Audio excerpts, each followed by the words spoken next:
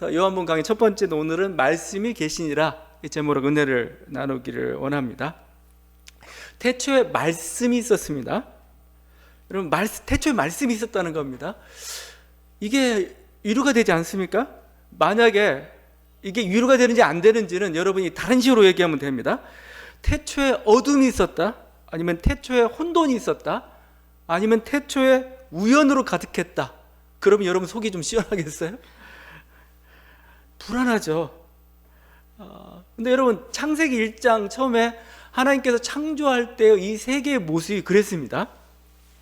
창세기 1장 1절과 2절이죠. 태초에 하나님이 천지를 창조하시니라. 땅이 혼돈하고 공허하며 흑암이 깊음 위에 있고. 이게 창조할 때의 상황이었습니다. 땅이 혼돈하고 공허하고 흑암이 깊음 위에 있다. 이것이 시작이고 정말 이것이 전부다. 그럼 우리 인생이라는 건 존재하지 않습니다. 우리 생명이라는 것도 존재하지 않을 겁니다. 여러분이 뭐 과학 다큐를 보다 보면은 막 어떤 그 황량한 사막, 아니면 막 어떤 행성인데 막 거기서는 화산 폭발만 있고 뭔가 이렇게 막 그 질소나 뭐 여러 가지 수소가스로 가득 차 있고 그냥 어떤 그런 곳 한번 불길로만 가득 찬 그런 세계를 한번 연상해 보십시오. 그걸로만 전부다. 정말 우리는 좀 끔찍할 수가 있죠. 그런데 성경 말씀은 뭡니까? 이게 다가 아니었다는 거죠. 이 어둠과 혼돈과 공허가 다가 아니었고, 이어지는 창세기 1장 2절 말씀입니다. 하나님의 영은 수면 위에 운행하시니라. 하나님이 이르시되 빛이 있으라 하시니 빛이 있었고. 이 어둠과 혼돈과 무질서를 감싸고 있는 게 있었습니다. 하나님의 영이었습니다. 하나님의 영. 하나님의 영이 마치 암탉이 알을 품듯이 뭐예요? 온 우주의 혼돈과 공허와 무질서를 품고 있는 그런 모습입니다. 영이 곧 말씀이죠. 영이 곧 질서입니다. 말씀이고 질서고 생명이고 의미죠. 그래서 창세기 1장 과정을 여러분 보게 되면 말씀이 뭡니까? 혼돈을 질서로 바꿔가는 거죠. 혼돈을 질서로 바꿔갑니다. 다 구분짓는 거죠. 땅과 하늘을 구분짓죠. 뭐 살아있는 것과 살지 않는 것, 바다와 육질도 구분짓죠. 공허를 뭐요? 생명으로 채워가죠. 그래서 하늘엔 별이 있죠. 땅에는 식물과 생물들, 동물들, 인간들이 살아가고 있죠. 그리고 또 뭐가 있습니까? 빛으로 흑암을 가득 채우죠. 그러다 보면 거죠. 빛과 어두움이 구분이 되죠. 밝음이 드러났던, 이게 창세기 1장이 전하는 하나의 창조의 내용입니다. 혼돈과 공허, 어둠이 아니고 우리 인생을 지배하고 있는, 우주를 지배하고 있는 건 뭐예요? 말씀이라는 겁니다.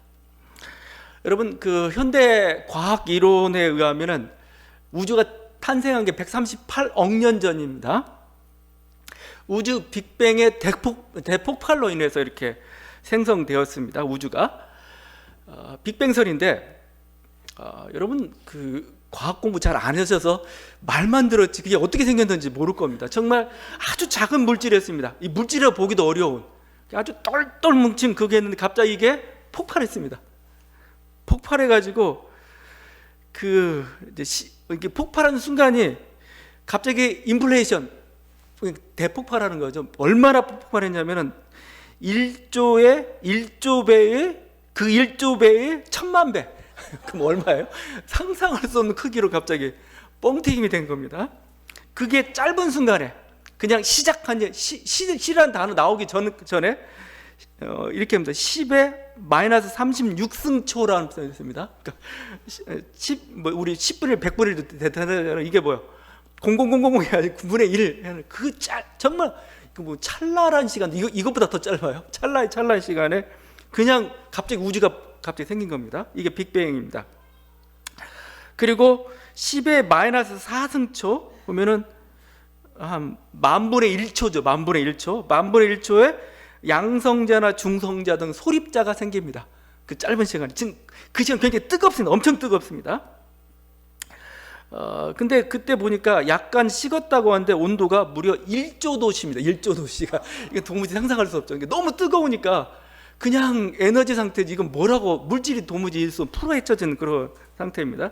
그러다가 3분 후에, 그러니까 빅뱅 후에 3분 후에 핵 융합 반응이 일어나면서 원자 핵이 만들어지기 시작합니다. 뭐 양성자니 뭐 중성자니 뭐 이런 것들이 이게 딱 해가지고 뭔가 이게 조금 그게 뭐 원자 핵이라고 할 수가 있죠. 그런 것들이 만들어지죠.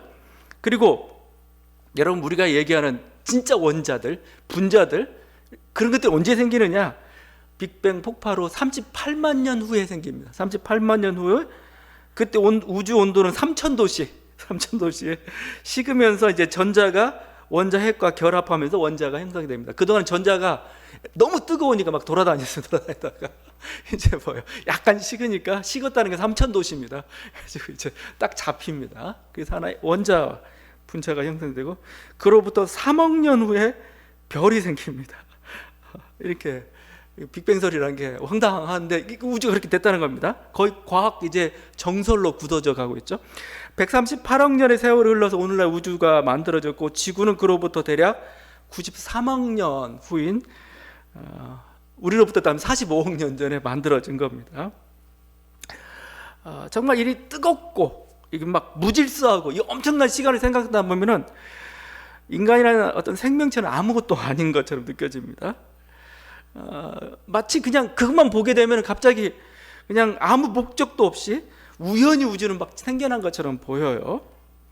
그러나 오늘 성경 말씀 뭐라고 합니까? 이에 대해서 아니다라고 얘기합니다. 그렇게 우연히 만들어진 게 아니야 라고. 빅뱅이나 뭔가 이렇게 그냥 혼란과 에너지의 뭐 그냥 어떤 우연적인 작용에 의해서 우주가 생성되고 은하계 생성되고 그렇지 않다라고 지금 오늘 태초에 말씀이 있었다라는 선언은 바로 그런 선언인 겁니다. 여러분 말씀이라는 것은 헬라어에서는 로고스입니다. 로고스가 있었다 이런 표현이죠. 근데 그게 이제 요한복음 1장 1절에 그걸 말씀으로 이렇게 번역을 한 거죠. 이 로고스란 건 뭐냐면은 스토아 철학에서 당시 헬라 철학의 스토아 철학에서 우주의 질서예요. 우주의 원리를 가리키는 게 바로 이 로고스라는 겁니다. 그러니까 뭐요? 이 우주의 질서, 원리라고 얘기할 때 그 뜻은 뭐예요? 이는 뭐예요? 무질서나 혼돈이나 그게 뭐예요? 이 세상의 근간을 이루고 있지 않다는 거죠. 빅뱅 이전에 무엇이 있었느냐? 어떤 암흑이나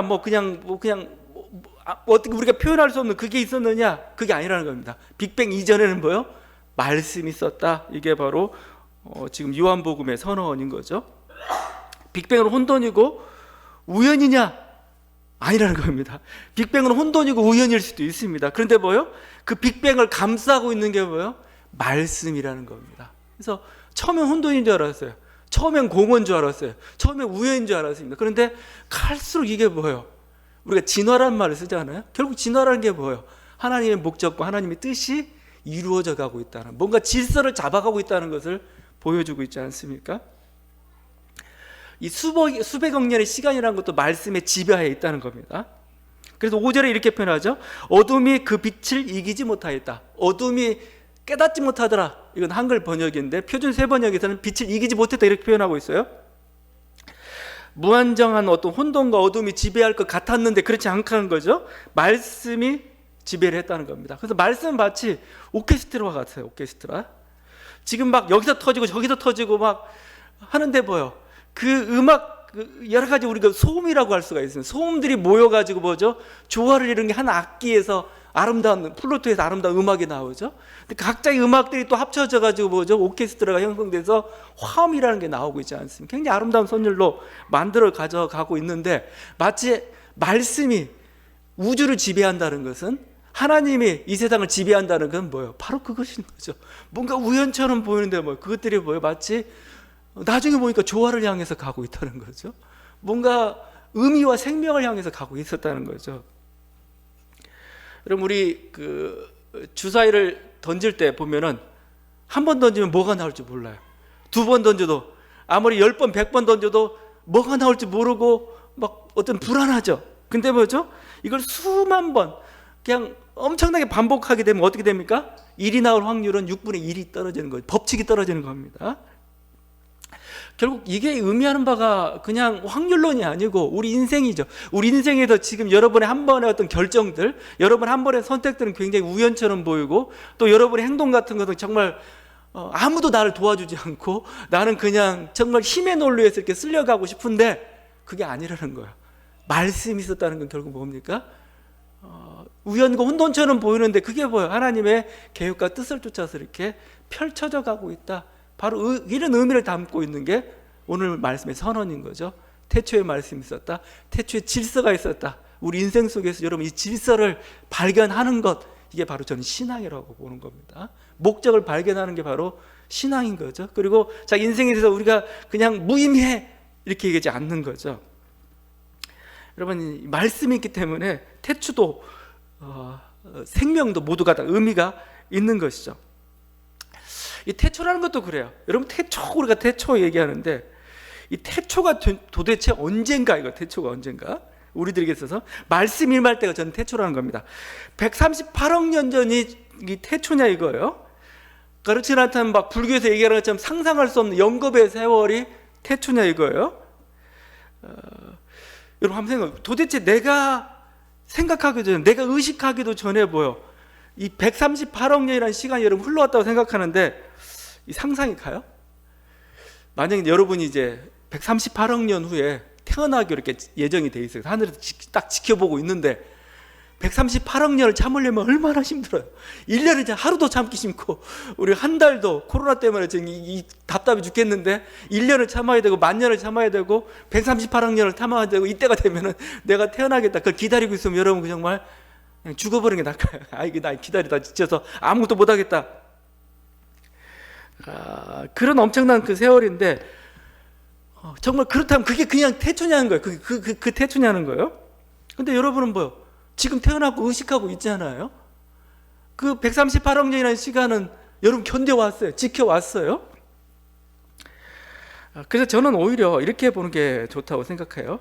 사실 138억 년이라는 숫자는 나이가 의미가 없습니다. 왜냐하면 내가 의식이 없기 때문에, 내가 깨닫지 못하기 때문에, 다른 말로 표현하면 나에게 말씀이 없었기 때문에 이건 아무 의미 없는 건 시간이에요. 그냥 나에게 진정 의미 있는 날, 진정 나의 태초는 언제예요? 여러분의 생일이에요. 여러분 생일. 제가 음력 7월 5일입니다. 근데 그날이 우주가 탄생한 날이고 그게 바로 태초입니다. 아니에요. 여기서 좀 더 가야 될지도 모르겠어요. 내 의식이 생긴 날, 내가 자각하기 시작한 날이 사실 태초예요. 그게. 그러니까 그 석가모니가 있죠. 석가모니가 여러 가지 이제 불교를 창시자니까 여러 가지 일화들도 많죠. 대표적인 일화 중에 하나가 이분이 태어날 때 딱 배에서 나오자마자 7걸음을 걸었대요. 7걸음 걷고 나서 딱 했던 유명한 말이 있습니다. 천상천하 유아 독존. 그냥 누구든 잘났나? 그래 나 잘났어. 내가 최고야. 이런 얘기냐?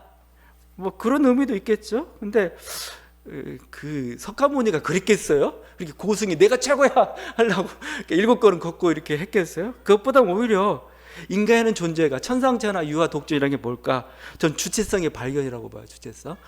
나는 홀로 의식하고 나는 홀로 이 모든 것을 어떤 해결해야 될 그런 존재예요. 짐이든 뭐든 내가 해결해야 돼요. 지금 이걸 내가 정리하지 못하면 더 이상 세상은 의미도 없는 거죠.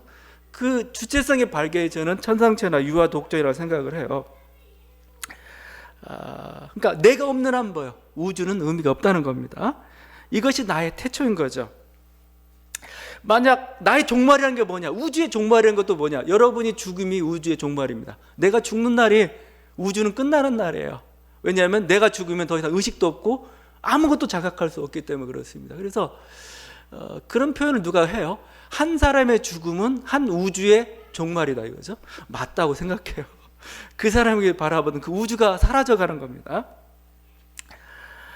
그래서 내가 이제 죽어가지고 주님이 곧 오신다는데 안 오셔요. 주님이 이 세상에 종말이 있다고 하는데 종말이 없어요. 아직 안 와요. 그건 사실 의미가 없습니다. 내가 설사 죽고 난 다음에 바로 주님이 안 오시고 한 또 138억 년이 또 지난다고 해도 의미가 없습니다. 그건 괜찮습니다.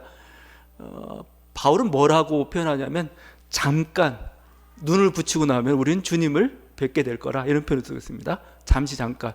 정말 잠시 잠깐이에요. 여러분이 잠시 잠깐 참아서 138억 년을 참아서 이 땅에 태어나듯이 우리 주님께서 우리가 만날 그날도 잠시 잠깐입니다. 눈 감고 뜨는 순간 그 순간 우리 주님을 만나게 되는 거죠. 여러분, 이게 우리에게서 말씀이 갖는 그 의미라는 것, 그게 진정한 태초고 그게 사라지는 게 바로 종말이다 이겁니다. 사실 오늘 말씀을 하면서 요한복음에서 이렇게 로고스를 말씀으로 번역을 했습니다. 로고스를 그냥 요한이 이 하나님 말을 쓰면서 야, 태초에 그냥 질서가 있었다, 아니면 태초에 생명이 있었다, 아니면 그냥 아들신이 있었다, 이렇게 표현해도 되잖아요. 근데 굳이 말씀이 있었다라고 표현했습니다. 말씀이란 말이잖아요, 말. 실제 이 어떻게 보면은 이 말씀은 힘이 있죠. 말씀은 그냥 우리가 이렇게 여러분 요한 복음서의 말씀 봐도 주님이 기적을 일으키는데 뭘로 일으켜요? 말씀으로. 주께서 말씀하시니까 그대로 순종하다, 그대로 이루어지다. 창조시에 있었던 것도 이 말씀입니다. 세상을 만들었던 게 뭐예요? 가라사대. 여러분 창세기 1장에 가라사대 뭐예요? 말씀이 가지고 놀라운 힘이죠. 능력을 보여줬던 겁니다. 그래서 시편이 이렇게 표현합니다. 여호와의 말씀으로 하늘이 지음이 되었으며 그 만상을 그의 입기운으로 이루었도다. 그래서 예수 그리스도의 이름이 말씀인데 왜 굳이 말씀입니까? 그래도 그러니까 말이란 게 이런 것 같아요. 나의 생각을, 지금 내가 깨달은 하나님의 은혜를 여러분은 나의 말을 통해서 알고 듣죠. 저 사람이 이런 걸 깨달았구나. 우리는 말이라는 거, 말이라고 할 때 단순히 그냥 언어, 물론 가장 기본적으로 언어지만 행동이나 그 모든 것도 하나의 말이라고 볼 수가 있습니다. 말이 표출되는 순간 우리는 우리의 생각에 무슨 생각을 하고 있는지, 저 사람이 어떤 사람인지를 알게 돼요. 그렇죠? 바로 예수 그리스도가 그런 분이라는 겁니다. 하나님의 속에 감추인 마음과 생각을 드러내셨어요. 뭘로요? 말로. 그러면서 말씀을 쓰고 있는 겁니다. 우리가 예수 그리스도의 말씀을 들을 때 우리는 하나님을 알게 되는 겁니다. 아무도 하나님을 본 사람이 없었는데 그분이 말씀하시고 그 말이 나에게 들릴 때 내가 하나님을 알게 됩니다. 그래서 요한복음은 다른 공고한 복음서, 우리 마태, 마가, 누가보다 말씀으로 가득 차 있어요. 엄청 예수님이 요한복음 13장부터 우리는 고별 설교라는 표현을 씁니다. 예수님이 17장 대제사장제 기도까지 고별 설교인데 엄청 말이 길어요. 그냥 한두 마디로 하는 게 아니고 말씀으로 가득 차 있어요. 왜 지루하게 말해, 행동하지? 아니에요. 우리는 말을 통해서 하나님을 알아요. 하나님을 전하기 위해서 그런 겁니다. 우리는 말씀이신 그리스도를 통해서 하나님이 사랑임을 알죠. 말씀이신 그리스도를 통해서 하나님의 생명임을, 그리고 진리임을, 또 우리들이 그분의 빛 가운데 있으면 알게 되고, 또 그분의 말씀이 우리를 살려요. 내 말이 곧 영이요 생명이라 말씀하고 있거든요. 그리스도의 말씀을 듣는 순간 우리 안에 있던 감춰졌던, 아니면 숨겨졌던, 아니면 죽었던 것들 다시 살아나요. 이게 말씀이 가지고 놀라운 힘이죠. 그래서 스토아 철학에서 얘기하겠습니다. 여러분이 드디어 저도 하다 보면 결국 이 엄청난 사변으로 계속 빠져들어가고 있는데, 스토아 철학에서는 인간의 영혼을 뭐라고 표현하냐면 로고스의 파편이라고 그랬어요.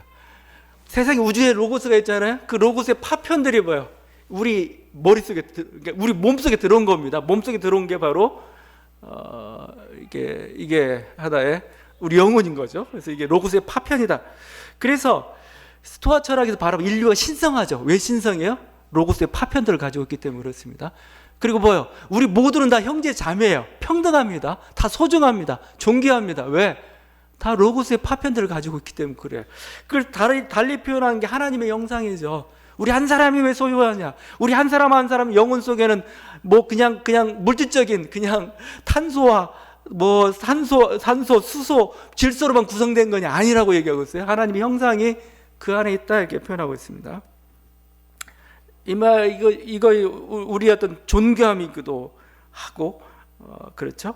그래서 우리 인간 존재는 말씀으로 구성된 존재입니다. 말씀.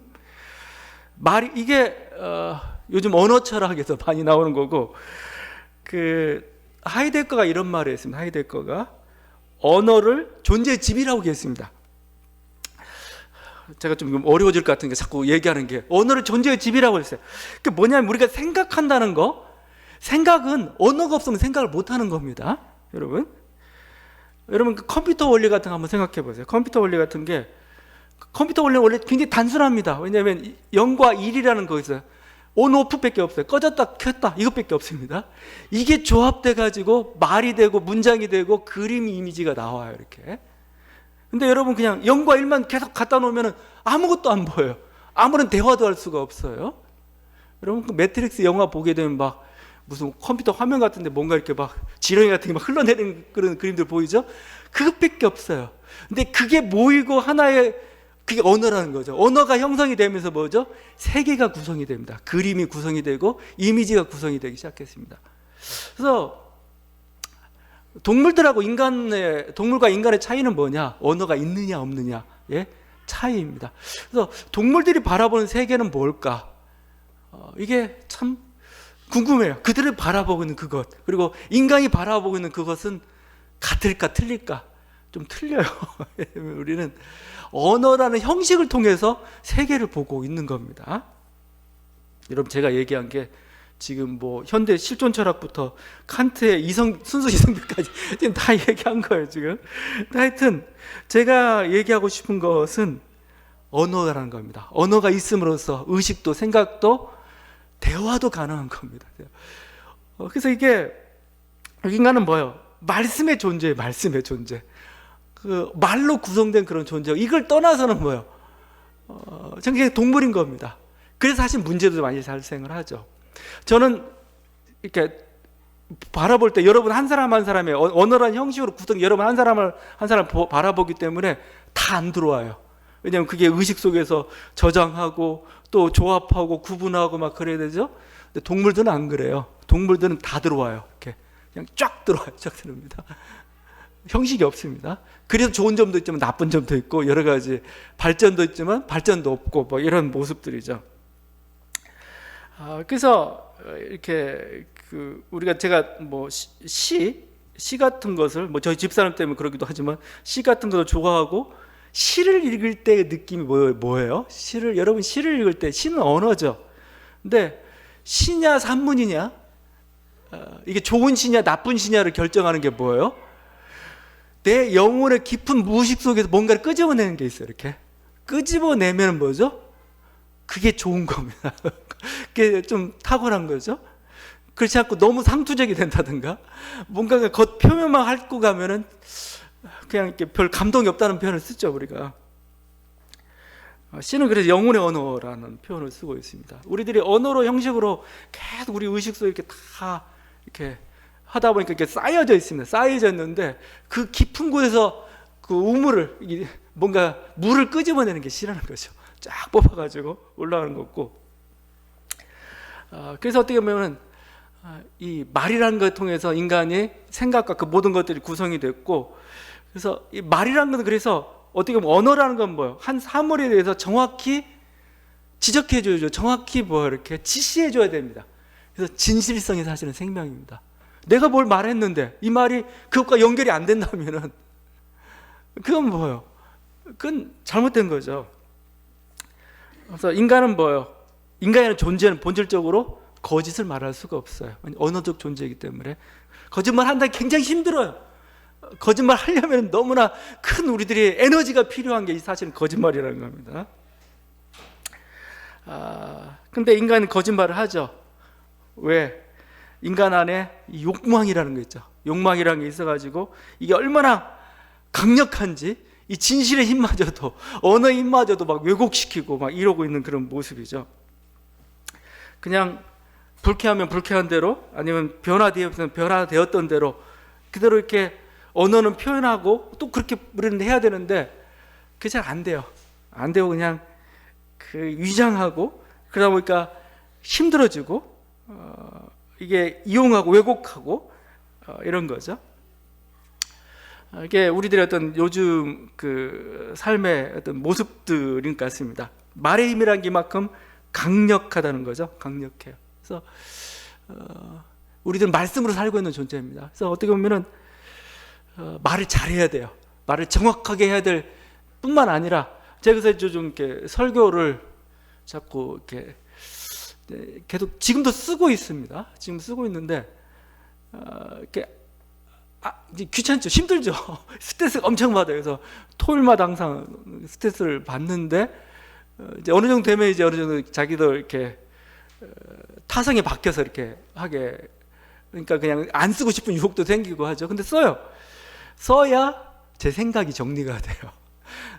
그러니까 표현하지 못하면 뭐예요? 말로 표현하지 못하면은 정확하지 않고 뭐 이렇게 그냥 이렇게 정확하지 않은 거죠, 정확히.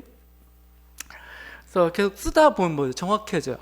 이걸 통해서 주시고자 하는 우리의 말씀이구나. 이게 우리들에게 필요한 거구나. 이런 거죠. 말의 힘이라는 건 계속 이렇게 강력하기 때문에 우리 정확한 말을 써야 되는 거고, 또 될 수 있으면 친절한 말을, 살리는 말을 써야 됩니다. 살리는 말.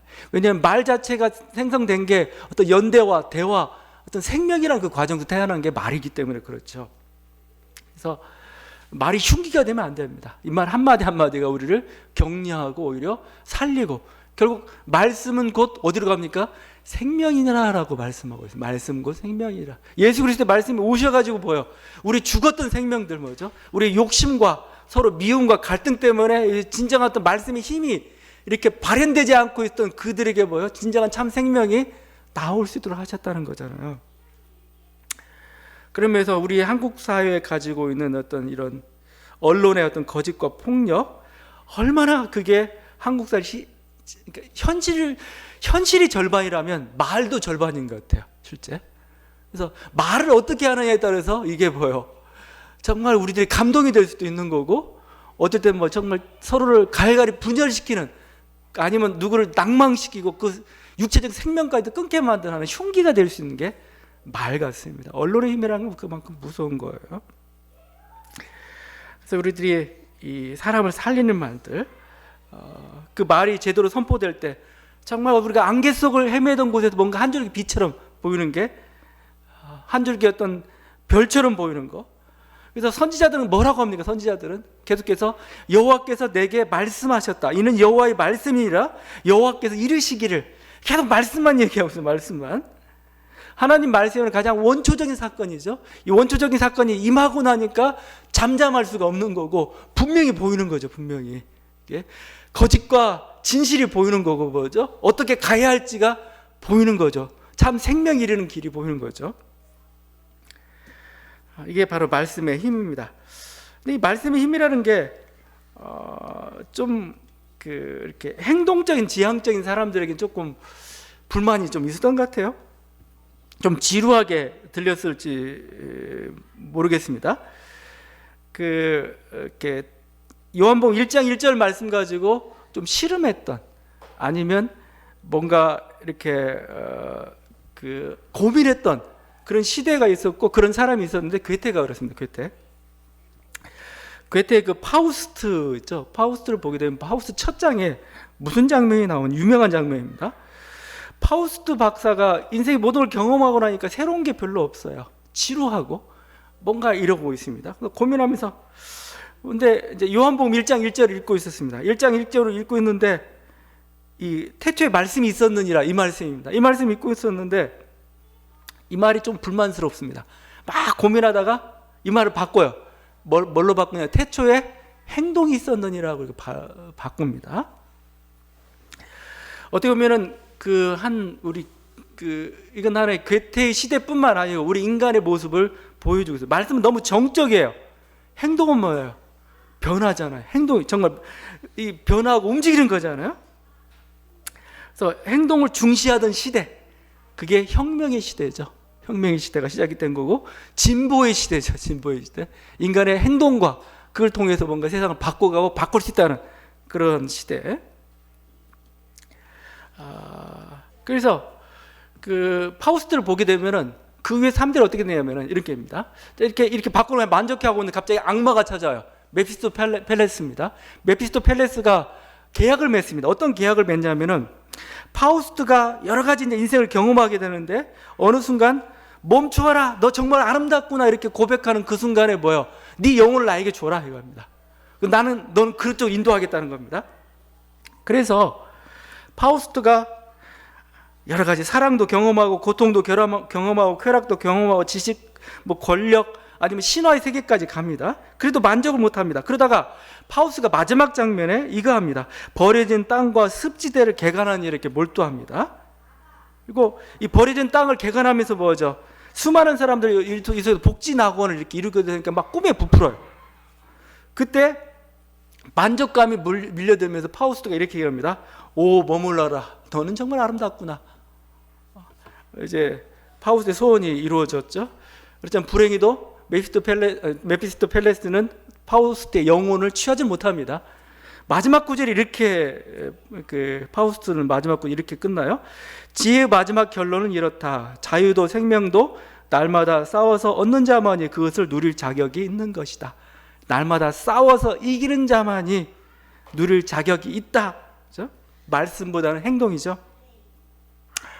여러분, 제가 이 파우스트의 이론을 긍정하고 뭐 성경도 긍정하는가? 성경은 긍정하지 않아요. 성경 긍정하지 않고 성경은 행동이 있었다가 아니고 뭐죠? 말씀이 있었다로 갑니다. 좀 관점이 좀 다른 것 같아요. 현대인들은 어떻게 보면 행동하는 그 시대입니다. 열심히 행동하고 뭔가 개척하고 뭔가 부지런히 움직이고, 사실 이 코로나라는 것도 사실은 인간 행동의 결과인 거죠. 뭔가 새로운 걸 개발하고 개척하고 뭔가 또 도시화를 이렇게 이루면서 살다 보니까 거기에 부산물처럼 나온 게 바로 이 코로나 바이러스입니다. 근데 지금 막 다 갇혀 지내요. 막 그래서 구글 그 이니셜 이렇게 항상 화면에 뜨잖아요. 보니까 구글 이니셜 글자 하나하나마다 사람이 노래하고, 근데 집에서 노래하고, 집에서 뭐요? 이렇게 인터넷하고, 집에서 핸드폰하고, 집에서 운동하고, 집에서 책 읽고, 전부 집에다 다 가둬놨어요. 답답해 미칠 지경이죠. 다들 보면 이제 막 그라운드 축구 광들은 뭐죠? 막 거기서 열광하고 뛰고, 아니면 최소한도 막 TV 보면서 해야 되는데 그거 못 하고, 그다음에 뭐 전부 다 갇혀 지내고, 또 스포츠도 재방송만 봐야 돼요. 이미 다 끝난 얘기들을 또 봐야 되는 이런 것 아주 답답하죠. 어떻게 보면은 코로나가 이렇게 우리가 빨리 극복해야 될 그런 문제지만, 코로나가 우리에게 주는 하나의 교훈이 있다면은 잠깐 멈춰라라는 것 같아요. 그냥 잠깐 멈춰라 한번 좀. 네가 지금 어떻게 살고 있는 건지. 지금 제가 가끔 하는 얘기, 어느 선교사가 그 원주민하고 이렇게 밀림을 해치고 가고 있었습니다. 막 했다가 갑자기 원주민 쉬다가 이런 얘기했다. 갑자기 멈추면서 이렇게 얘기했다고 합니다. 오늘은 쉬겠습니다. 그래야 우리 영혼이 몸을 따라잡을 수 있으니까요. 너무 빨리 가면 뭐예요? 너무 빨리 행동하고 있으면 영혼이 못 쫓아와요. 현대인들의 요즘 비극은 바로 그것 같아요. 이렇게 막 행동하고 막 쓰다 보니까 영혼이 빠져버린, 영혼을 찾지 못하고 있는. 코로나 사태는 언젠가는 진정이 될 겁니다. 근데 우리는 이 기간을 맞이해서 최소한 뭔가 침묵하고 뭔가 깊은 그런 의미를 찾았으면 참 좋겠는데 그러긴 힘들 겁니다. 그렇지만 최소한 우리가 찾는 게 있죠. 만남의 소중함. 아 그래, 그냥 일상적인 만남인데 그게 참 괜찮구나. 억지로 아니 마지못해도 갔는데 그 만남도 괜찮구나. 그렇죠? 아니면 뭐 여러 가지 것들, 우리들 생활 속에서 뭔가 큰 돈은 아니지만 내가 직장에 다닌다는 거, 거기서 그냥 일한다는 거, 직장 동료와 만난다는 거, 사실 그게 그냥 소중하구나. 그런 것이라도 깨닫는 건 뭐예요? 그건 굉장히 중요한 시간으로 저는 생각합니다. 우리들에게. 이게 하나의 우리 어떤 삶의 어떤 인생의 깊이, 어떤 주는 행복, 이걸 더 느낄 수 있는 그런 시간이 되기를 바라는데, 여러분 이 기독교는 제가 이 얘기를 하려다가 여기까지 왔는데, 행동을 주는 게 아니고 말씀을 주는 곳입니다. 말씀. 행동하라, 뭐 하라. 제가 제일 좀 싫어하는 것 중에 하나가 계획이에요. 목표입니다. 목표. 계획과 목표는 결국은 뭔가의 행동이잖아요. 행동. 저걸 향해서 그래 배가 하자. 우리 땅끝까지 오늘 금년 새해 우리 교회 표로 정했는데 땅끝이 아니고 좀 바닥끝까지 온 것 같아 다들. 그런 하여튼 뭔가 목표를 제시하고 행동하자. 바로 어떤 행동주의 시대가 가지고 있는 우리들의 강박증이죠. 뭔가 성장하지 않으면 불안하고 뭔가 불편한 이런 시대 같습니다. 성경은 그것에 대해서 긍정적으로 얘기하지 않습니다. 오늘 말씀은 뭐예요? 말씀이 계셨다 이거죠. 우리에게 필요한 건 말씀이고, 오히려 정적으로, 오히려 침묵 속에서, 오히려 기쁨 속에서 이 말씀을 묵상하고 이런 거, 가장 근원적인 거죠. 여기에 바로 참된 생명이 있다라고 말씀하고 있는 거죠. 종교는 뭐냐? 기독교는 뭐냐? 빵을 주는 것이 아닙니다. 기독교는 뭐예요? 말씀을 주는 것입니다. 여러분의 말씀을 주시면서 여러분 안에 있는 진정한 생명을 바라보게 만드는 거죠. 진정한 내가 어떻게 태어났는가를 보게 만들고 오는 것이죠. 그리고 이것을 근원에 침잠하면 침잠할수록 뭐예요? 진정한 길을 찾게 될 수 있을 겁니다. 진정한 뭐죠? 우리들이 생명 힘들을 우리가 느끼게 될 것입니다. 여러분, 이제 우리가 고난주간을 맞고 있습니다. 고난주간은 우리 침묵과 또 아픔을 함께하는 그런 시간인 거죠. 예수 그리스도께서 이 땅에 오셨죠. 예수 그리스도 말씀 그 자체이십니다. 우리가 말씀 자체이시기 때문에 이 그리스도를 묵상하고 그리스도를 사랑하면 사랑할수록 여러분의 근원에 더 가까이 가는 것이죠. 근데 그 그리스도께서 고난을 당하셨던 그 일주일의 시간입니다. 사실은 이 그리스도의 고난이 아니고 우리 영혼의 고난입니다. 우리 인생의 고난이죠. 그 인생의 고난을 뭐죠? 주님께서 외면하지 않으시고 뭐요?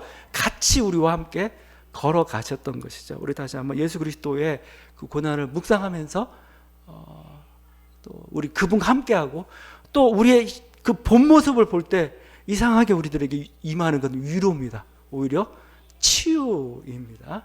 아픈 걸 묵상하면 아플 것 같은데 오히려 그 현실을 받아들이면서 우리들에게 치유의 기능으로 역사하기 시작하는 거죠. 이 고난주간에 이 말씀의 힘을 체험하는 저와 여러분들 간절히 바랍니다. 기도하시겠습니다.